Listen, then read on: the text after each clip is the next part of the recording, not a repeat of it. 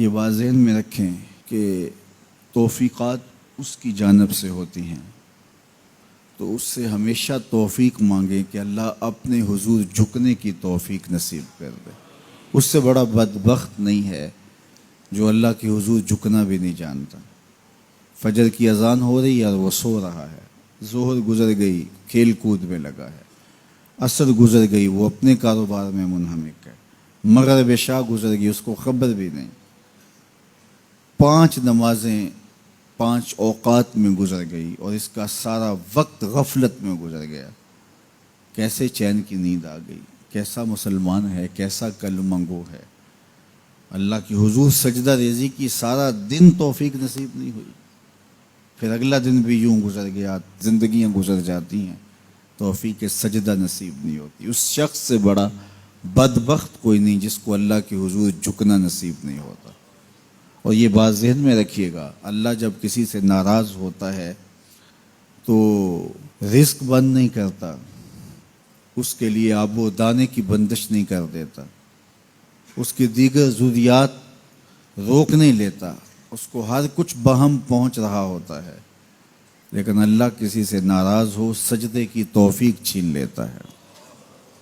بندہ سمجھتا میں نماز نہیں پڑھتا، میاں تو کون ہے، تجھے توفیق سجدہ ہی نہیں دی جا رہی، تو نے اللہ کو ناراض کر لیا ہے، وہ تجھے اپنی چوکھٹ پہ بلاتا ہی نہیں، اپنی دہلیز پہ تمہیں حاضری کا اذن ہی نہیں دے رہا۔ تو اس سے معافی مانگو اور 5 گانا باجماعت نماز شعار زندگی بناؤ۔ اللہ کے محبوب علیہ السلام نے ارشاد فرمایا، حضرت انس رضی اللہ تعالی عنہ کی مرویات سے ہے، صحیح بخاری میں یہ حدیث موجود ہے کہ آقا کریم نے ارشاد فرمایا، ان احدکم اذا صلی ینادی ربہ، تم میں سے جب کوئی شخص نماز پڑھتا ہے تو وہ اپنے رب سے سرگوشیاں کر رہا ہوتا ہے۔ یہ اپنے رب سے ہم کلام ہونا ہے۔ حضرت سہل بن عبداللہ تستری کسی جنگل میں رہتے تھے، کچھ لوگ انہیں ملنے گئے تو کسی نے پوچھا واپسی پہ کہ حضرت یہاں تنہائی میں دن اور راتیں کیسے کاٹتے ہو؟ تو حضرت سہل نے کہا تمہیں کس نے کہا ہے میں تنہا رہتا ہوں؟ کہا کسی نے کیا کہنا تھا، ہم خود دیکھ رہے ہیں آپ تنہا ہیں۔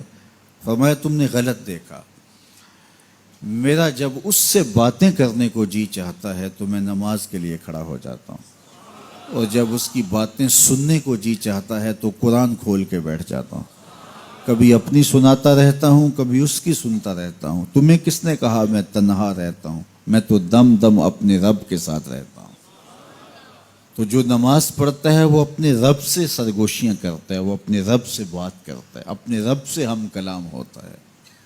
تو خوش نصیب لوگ جنہیں 5 گانا نماز نصیب ہوتی ہے، اور پھر اگر اس کے آداب کی رعایت کے ساتھ نصیب ہو، نماز پڑھنے کا جو انداز ہے وہ نصیب ہو جائے، جیسا کہ حدیث احسان میں ہے، جبریل امین نے حضور سے کچھ سوال کیے تھے، ان میں سے ایک سوال تھا حضور احسان کیا ہے؟ تو فرمایا تو اپنے رب کی عبادت اس طرح کرے کأنک تراہ، گویا تو اسے دیکھ رہا ہے، یہ تیری کیفیت ہو کہ تو اپنے رب کا دیدار کر رہا ہے۔ اللہ اکبر۔ حضرت سیدنا علی المرتضیٰ رضی اللہ تعالی عنہ سے کسی نے پوچھا کہ جس رب کی عبادت کرتے ہو کبھی اس کو دیکھا بھی ہے، کبھی اس کیفیت سے بھی گزرے ہو؟ تو فرمایا لم اعبد ربا لم اراہ، جب تک دیکھتا نہیں سجدہ ہی نہیں کرتا۔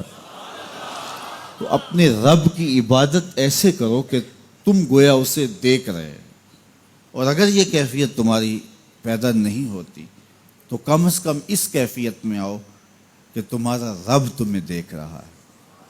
اور یہ تصور بھی کون سا کم ہے کہ میرا مالک مجھے محبت کی نگاہ سے دیکھ رہا ہے، اس تصور میں سرشاری طاری ہو جاتی ہے کہ میرا مالک مجھے دیکھ رہا ہے۔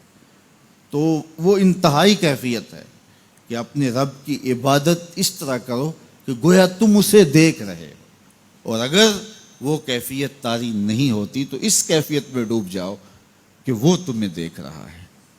اگر یہ کیفیت بھی نصیب ہو جائے تو نماز کی لذت نصیب ہو جائے، نماز کا سرور نصیب ہو جائے، نماز کا حظ پیدا ہو جائے۔